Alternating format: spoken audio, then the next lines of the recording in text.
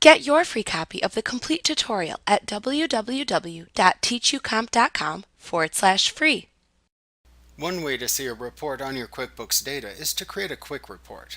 Quick reports are pre-designed reports that display information about the items that you're currently viewing on screen. Whenever you have a list, a register, or a form displayed on screen, you can click a button or hyperlink to have QuickBooks create a quick report on the data displayed. For example, if you are viewing the vendor list and you want to see a transaction history for a selected vendor, you can create a quick report.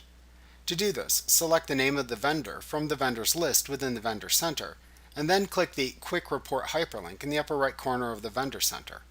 Alternatively, you can select Reports, Quick Report from the menu bar. At that point, you will see a quick report appear that lists your transactions with the selected vendor for the current accounting period.